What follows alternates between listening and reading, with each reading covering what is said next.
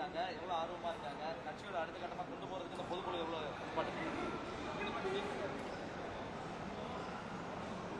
இப்போ தேர்தலுக்கு முன்னாடி ஒரு முன்கள தயாரிப்பு மாதிரி தான் இது. ஏற்கனவே தனித்தனியாக எல்லா மாவட்டத்திலையும் நம்ம சந்திப்பை நடத்தியிருக்கோம். மொத்தமாக நம்ம இப்போ இதுக்கு அடுத்த கட்ட பெரிய நகர்வுங்கிறது பிப்ரவரி 21 இருக்கிற மாற்றத்தை விரும்பும் மக்களின் மாநாடு தான். இனத்தின் திருவிழா, எல்லோரும் கூடுவோம்.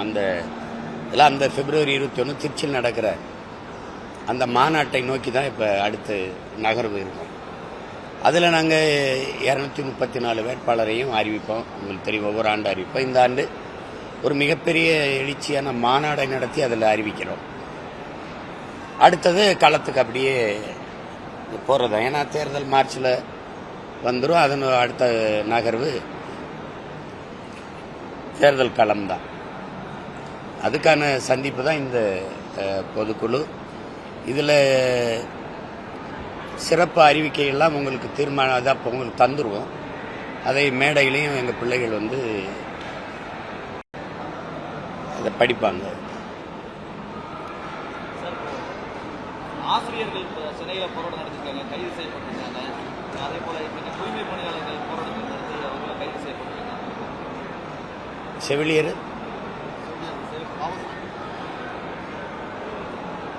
ஒரு நல்ல அரசு என்பது மக்களின் குறிப்பறிந்து சேவை செய்வது.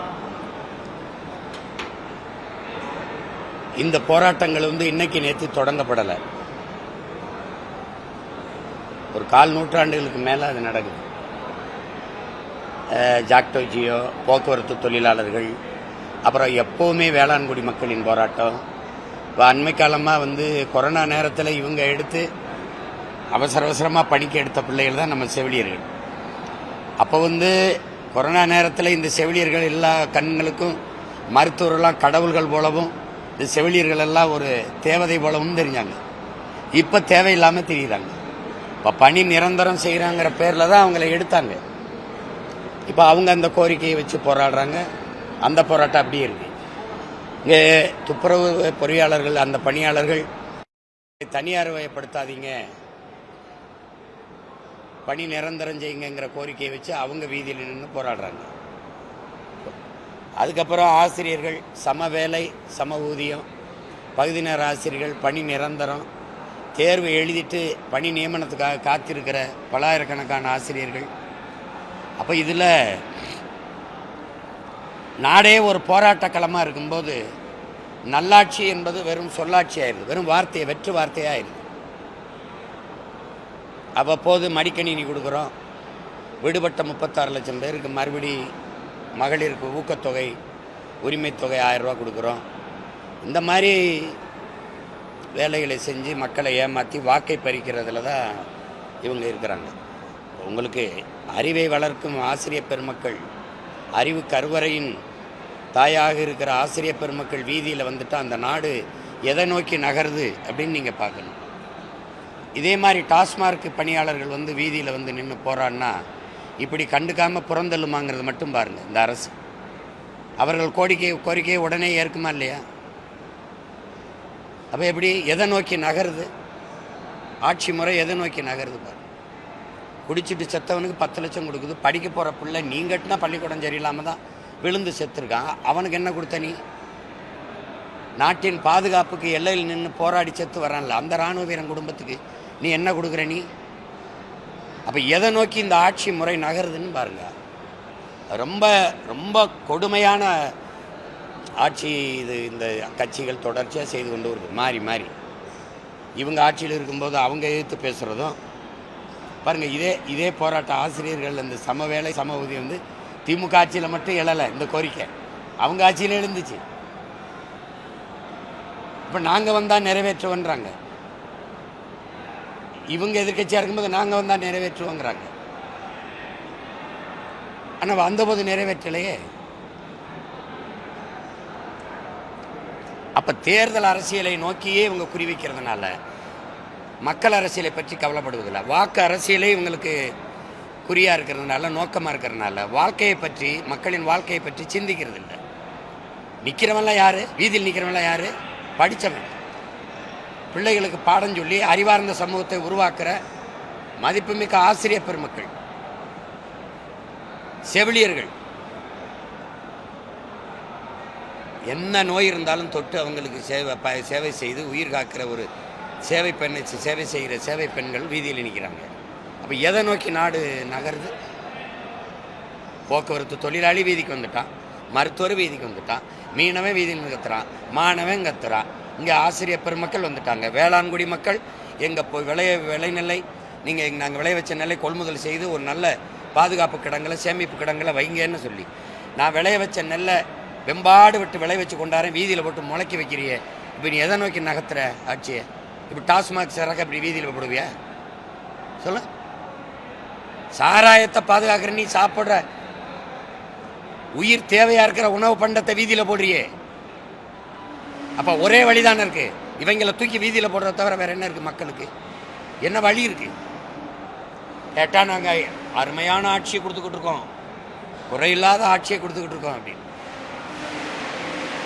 ஒரு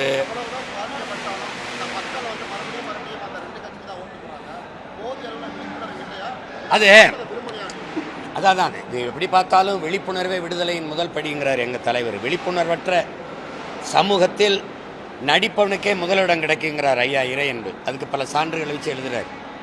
அதில் மாதிரி என் சமூகம் விழிப்புணர்வற்று போனதுக்கு காரணம் இது திட்டமிட்டு மொழிப்பற்று, இனப்பற்ற அழித்து சாதிப்பற்று, மதப்பற்ற ஊட்டிடுச்சு.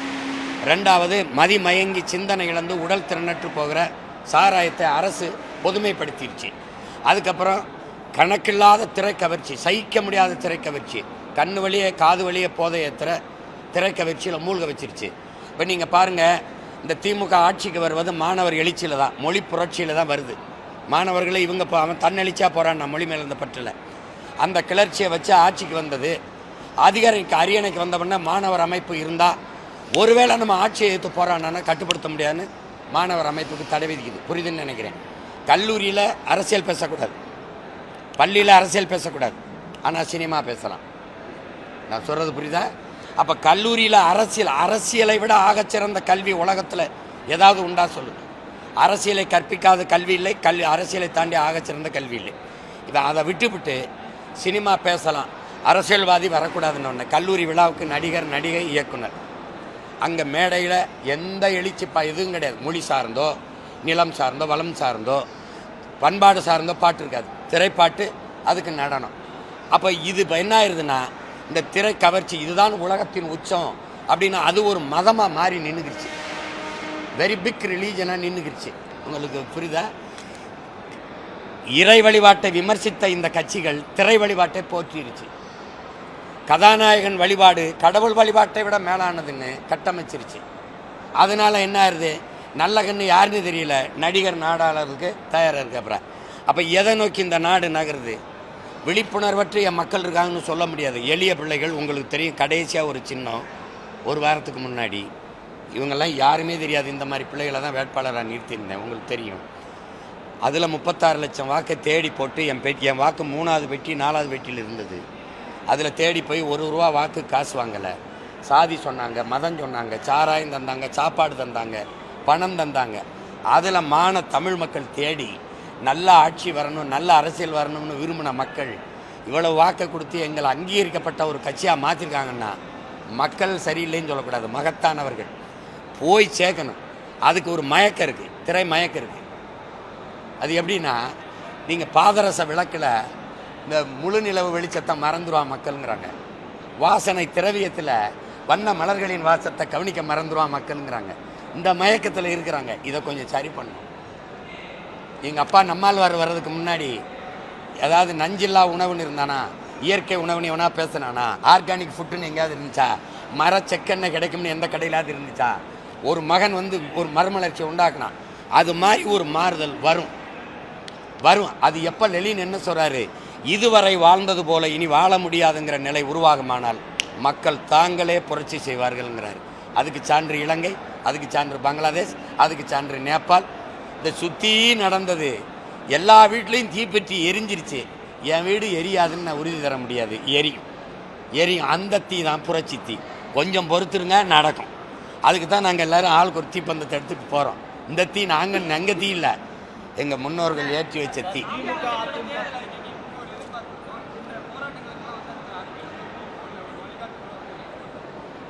அது இந்த பொதுக்குழு சிறப்பு அறிவிக்கையிலே இருக்குது. நாங்கள் ஆட்சிக்கு வரும்போது நாங்கள் ஒன்று சொல்ல விரும்புகிறோம் என் மக்கள்கிட்ட. உங்களின் குறை கேட்க வந்த பிள்ளைகள் நாங்கள் இல்லை, அந்த குறையை தீர்க்க வந்த பிள்ளைகள். நாங்கள் நினைக்க பிறந்ததில்லை, நிரூபிக்க பிறந்த பிள்ளைகள். அதனால இந்த பிரச்சனைனா இந்த பிரச்சனைக்கு காரணம் இது, இந்த பிரச்சனைக்கு தீர்வு இதுன்னு வச்சு தான் இதுவரை தேர்தலை சந்திக்கிறோம். நீங்கள் கவனிக்கலை, ஆனால் இந்த வாட்டி நீங்கள் கவனிக்காமல் இருக்க முடியாது. ஏன்னா இதுதான் பிரச்சனை, இதுதான் காரணம், இந்த வாரி இதுக்கு தீர்வுன்னு என்ன பண்ணுவேன்னா போட்டு காட்டுவேன். அப்போ நீ படமாக பார்த்தா, நீ படம் பார்த்து கெட்டு போயிட்டில்ல, நான் ஒரு படம் காட்டுறேன் பாருன்னு காட்டுவேன் இந்த வாட்டி. அது கொஞ்சம் பொறுத்துரு, இப்போ சொல்ல முடியாது.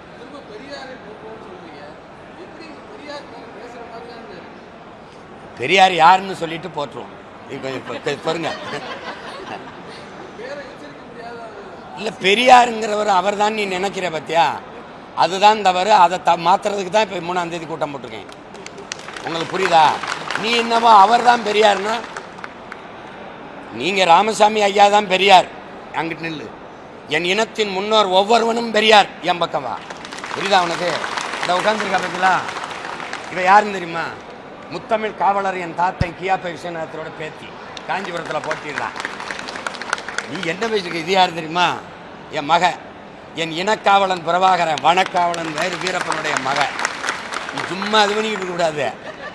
எனக்கு இங்கே பாரு, என் மொழி காக்க, இனம் காக்க, என் எல்லை காக்க போராடி உயிர் நீத்த ஒவ்வொருவனும் பெரியார். நீ வந்து பாரு, நீ பெரியாரை போற்றுவோம். அது என்ன சொல்றது? பெரியாரை பேணாது ஒழிகில் பெரியாரால் பேராய் இரும்பை தரும். யார் பெரியார்? செயற்கரிய செய்வார் பெரியார், சிறியர் செயற்கரிய செய்யாதார். இப்போ நீங்கள் சொரியார் பார்த்தீங்களா? அவர் என்ன செயற்கரிய செய்திருக்கார்? நீ 3ஆம் தேதி வரை காத்துரு. அவர் எல்லாரையும் போற்றோன்னா, நான் ஒரு தமிழ் தேசிய இனத்தின் பிள்ளை, தமிழின் மகன், என் தாயை ஒழிக்கணுன்ற. என்னடா தமிழை மட்டும் படிக்காதடா, ஆங்கிலத்தையும் படிச்சுக்கடா. அது வெளிநாட்டில் போய் வேலை செய்ய தொடர்புக்கு சரியாக வரும்டா. தமிழை மட்டும் படிக்காத, ஆங்கிலத்தையும் படிச்சுக்க. இதுதான் எல்லாரும் பேசுனது. அதில் என்ன இருக்கு? தாய்ப்பால் பைத்தியங்களே, உலகமே சொல்லுது தாய்ப்பாலில் தான் அந்த நோய் எதிர்ப்பு சக்தி அதிகமாக வருது, தாய்ப்பால் குடிக்கணுங்கிறான். நீ தாய்ப்பாலே பைத்தியம்ங்கிற. உங்களுக்கு புரியுதா? தாய்மொழி கல்லாத, அதில் என்ன இருக்குது தாய்மொழியில்? அது சனியே, அது ஒரு காட்டுமிராண்டி மொழினா. நீங்கள் தமிழ் தானே பேசுகிறீங்க, தமிழர் தானே. உங்கள் மொழி காட்டுமிராண்டி மொழினா நீங்கள் யார் அதை பேசுகிற? நீங்கள் யார்? நான் கேட்குறதுக்கு பதில் நீங்கள் யார்? காட்டுமிராண்டி. இதை நீங்கள் ஒத்துக்கிறீங்களா? உலகத்திற்கு அறிவியல், நாகரிகம், தொழில்நுட்பம், வேளாண்மை, உங்கள் திராவிட இயக்கத்தின் 2.0 தலைவர் தானே சொல்கிறாரு. 5000 ஆண்டுக்கு முன்னாடி இரும்பை உருக்கிய தொழில்நுட்பம் வச்சுருக்கான் தமிழ். அப்போ அது அறிவியல் மொழி இல்லையா? அறகுறை என்ன பிடிச்சிக்கிற நீ? அதில் என்ன இருக்குன்னு கேட்குறிய? தமிழில் என்ன இருக்குன்னு கேட்குறாரு.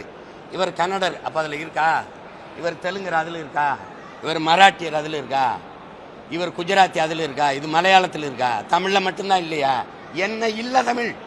என்ன இல்லை தமிழில்? உலக மொழிகளின் தாய் தமிழ். அப்போ இத்தனை உலக பேரறிஞனும் போற்றிய மொழி, உலகத்தின் முதல் மொழி. அதை அழினா என்ன பண்ணுறது? என் தாய்மொழியை அழிக்க சொன்னவனை அழிக்கிறதா மான தமிழன் ஒவ்வொரு மகனின் கடமையாக இருக்கணும். சும்மா அவரை போற்றணும். எதுக்கு போற்றணும்? இதுக்கு போற்றணும்னு சொல்லு. நான் போட்டிக்கிட்டு தான் இருந்தேன். பெரியாரும் போராடினார், அதை ஏற்கிறோம், எதிர்க்கலை. பெரியார் தான் செஞ்சார், அதை ஏற்கலை, எதிர்க்கிறோம். எல்லாமே பெரியார் தான். இப்போ ஒன்றும் இல்லை, ஏற்காடு மலையில் ஏறி போன இடத்துல என் பாட்டேன், என் மூதாதை, கடையழு வள்ளலில் ஒருத்தன், அதிகமாக நெடுமான் 5 பேர் இருந்துச்சு, வளைவுன்னு இருந்துச்சு. அதை ஏன் மாற்றி நீ ஈவேரா பெரியார்னு வச்ச, தந்தை பெரியார்னு நீ வச்ச? அப்போ என் அடையாளத்தை அழிச்சு, அதிகமான விட இவர் பெரியவரா? அவன் கொடை வள்ளல், இவன் கஞ்சன். ரெண்டில் எதை நீ எதுக்கு வைக்கிற பேரை வைக்கிற?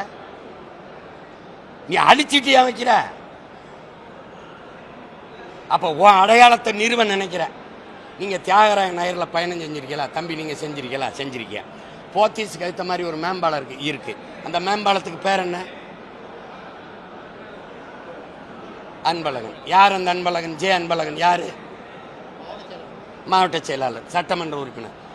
மக்கள் காசில் அவ்வளோ பெரிய மேம்பாலத்தை தலைநகரில் ஒரு வணிக நகரில் கட்டி ஜே அன்பழகன் அந்த வைக்கிறீங்களே, இது யாருடைய அடையாளம்? டாக்டர் சுப்பராயனா, அத்திப்பாக்க வெங்கடாச்சல நாயக்கரா, இல்லை ஜீவானந்தமா, இல்லை சிங்காரவேலரா, அயோத்தியாச பண்டிதர் ரெட்டமலை சீனிவாச எம்சி ராஜாவா? எந்த பெருமையும் எங்களுக்கு இல்லையா? எதுக்கு நீ அவர் பேர் வைக்கிற? எதுக்கு வைக்கிற நீ? உன் மாவட்ட செயலாளர், சட்டமன்ற உறுப்பினர்களாம் மேம்பாலம், இதெல்லாம் சேட்டை தானே? சொல்லுங்க. ஏன் அங்கே சவுந்தரபாண்டியன் நாடார்னு நீ சொல்ல, நீ சாதியை ஒழிப்ப. பாண்டி பஜார்னு வைக்கிற. பாண்டி என்னது, பஜார் என்ன மொழி? அது சவுந்தரபாண்டியன் நாடார் பேரை சொல்கிற தெருன்னு யாருக்கா தெரியுமா? நீங்கள் சொல்லுங்கள், யாருக்கா தெரியுமா? ஏன் அந்த மேம்பாலத்தில் கூடாதா? எங்கள் தாத்தன் சிங்காரவேலர் பேரையோ சிவானந்தர் பேரையோ வைக்கக்கூடாதா? கக்கன் பேர், காமராஜர் பேர், முத்துராமலிங்கத்தோர் பேரையோ வைக்கக்கூடாதா? சொல்லுங்கள், நீங்கள் சொல்லுங்கள். ஏன் செக்கெழுத்த செம்மல் வாவு சிதம்பரனாரை விட இந்த ஜே அன்பழகன் பெரியவரா? வெறிவரமா வராதா? சொல்லு, வெறிவரமா வராதா? ஏன் அப்புறம் நீ 3ஆம் தேதி வரை பொறுமையாரு, மீதி அங்கே நீ பொதுக்குழு போகிறதுக்கு முன்னாடியே கோபத்தை கிளம்பி.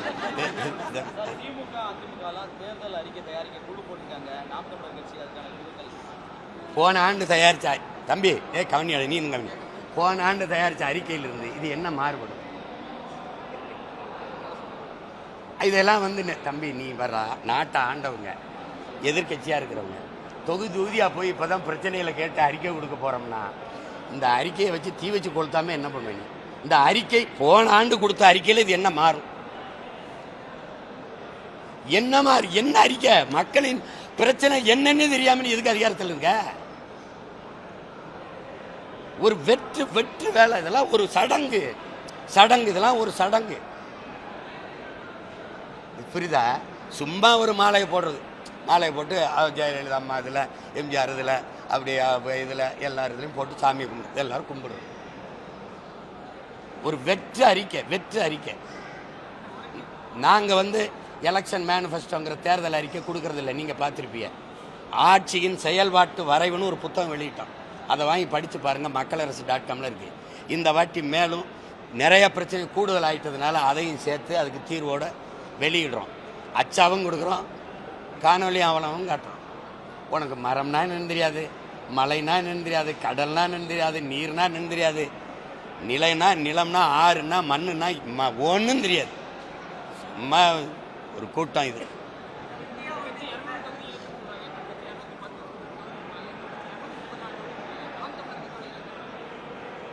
ஏவா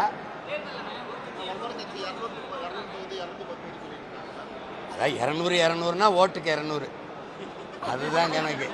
என்னம்மா அதுதான் 200 ரூபா ஊபிஸ்ன்னு சொல்கிறாங்கல்ல. நமக்கு 234 தான் இலக்கு. நாங்கள் அவ்வளோ வெல்லுவோம், இவ்வளோ வெல்லுவோம். ஒரு புரியுதா உங்களுக்கு? அதில் எங்களுக்கு ஒரே இலக்கு, இந்த நாட்டின் அதிகாரத்தை கைப்பற்றுவது, தமிழன் அறம் சார்ந்த ஆட்சியை நிறுவுவது, உலகத்தின் தலை சிறந்த நாடாக மாற்றுவது. நீ எப்படி என் முன்னோர்கள் கனவு வச்சுருக்கான், ஒரு கனவு வச்சுருக்கான், வகுத்து வச்சுட்டு போயிருக்கான். ஏன்னா அறம் சார்ந்து வாழ்ந்த ஆட்சி செய்த மறவர் கூட்டம் நாங்கள். அந்த ஆட்சி முறையை கொண்டு வரணும்னு நினைக்கிறோம். அது உங்களுக்கு அது தெளிவாக நான் விளக்கி ஒவ்வொரு கூட்டத்திலையும் நான் பேசுவேன். இப்போ அது பேச நேரம் இல்லை, காலம் இல்லை.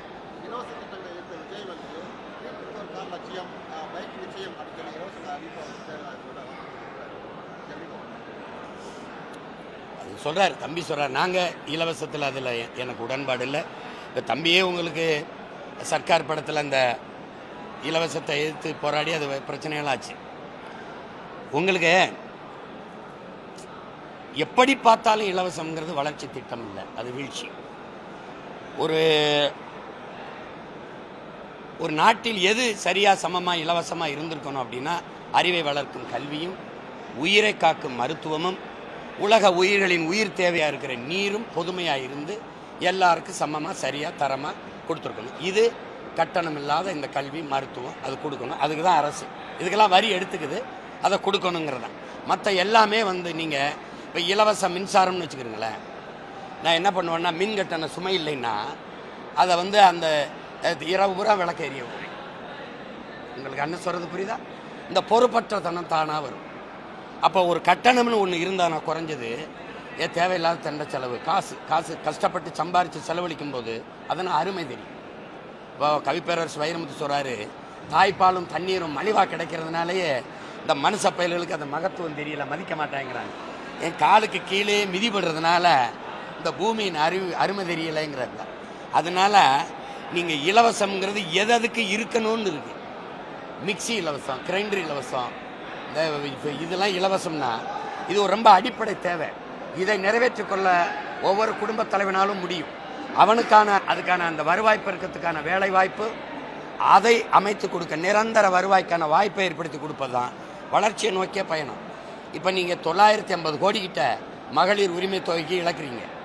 ஆனால் செவிலியர்களுக்கு நிரந்தரப்படுத்தி, இந்த தூய்மை பணியாளர்களுக்கு நிரந்தரப்படுத்தி, இந்த ஆசிரியர்களுக்கு நிரந்தரப்படுத்தி சம்பளம் கொடுத்துட்டா எவ்வளவு செலவாயிரும்னு நினைக்கிறீங்க? அப்போது உங்களுக்கு நோக்கம் அதுவல்ல. அந்த நேரத்தில் மக்களை ஏதாவது ஒரு இனிப்பான செய்தியை சொல்லி இந்த கவர்ச்சி, இந்த பணத்தை கொடுத்து ஏமாற்றி வாங்கிடணும்னு நினைக்கிறீங்க. அதை நான் ஏற்கலை. தம்பி மோட்டர் பைக் கூட கொடுக்கட்டும், கார் கொடுக்கட்டும், வீட்டுக்கு ஒரு ஹெலிகாப்டர் கூட கொடுக்கட்டும், அந்த இடத்துக்கு நான் வரல. என்னுடைய கனவு அது இல்லை. அவனே தன் உழைப்பில் காரு மோட்டர் பைக்கு வாங்கிக்கிற அளவுக்கு வேலை வாய்ப்பு, வருவாய் பெருக்கத்தை உருவாக்கணுங்கிற கனவு தான் என்னோட.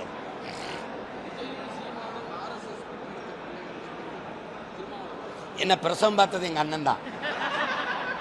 தம்பி விஜய் என்னையும் பிஜேபி பெறும்போது பக்கத்தில் இருந்து பிரசவம் பார்த்து விட்டது எங்கள் அண்ணன் தான். புரியுதா தம்பி? நான் யாருன்னு நீங்கள் என்கிட்ட தான் கேட்கணும். இல்லை, புரியுதா? தமிழ் தேசியம் பேசி கொண்டிருந்தார் என்று நினைத்தேன் அப்படிங்கிறாப்புல. காலங்காலமாக அவர் என்னை போலி தமிழ் தேசியவாதின்னு தான் பேசிட்டு இருந்தாங்க. நாங்கள் கூட எங்களை போலி தமிழ் தேசியவாதிகள் என்று கூலி திராவிடர்கள் கூவி திரிகிறார்கள்னு பேசினேன். விடுங்க தம்பி. அவர் ஆர்எஸ்எஸ் பிஜேபின்னா நான் ஆர்எஸ்எஸ் பிஜேபியா? அவன் என்னை கிறிஸ்தவன்பேன், இஸ்லாமிய கைக்கூலிம்பேன், கிறிஸ்தவ கைக்கூலிம்பேன், அவன் இந்துக்களுக்கு எதிரிம்பேன், நீ என்னை இந்து அந்த ஆர்எஸ்எஸ் கைக்கூலிம்பேன். ஆனால் ஒரு வயலும் 10 பைசா அது இல்லை. இந்த பொதுக்குழு நடத்த காசு இல்லை, திறன் நிதியில் தட்டிக்கிட்டு இருக்கோம். எவனாவது கூலியை கொடுத்துட்டு பேசு. பிளே ஸ்டோர் மற்றும் ஆப் ஸ்டோரில் இருந்து பாலிமர் செயலியை QR கோடு மூலம் பதிவிறக்கம் செய்யுங்கள். செய்திகளை உடனுக்குடன் பெறுங்கள்.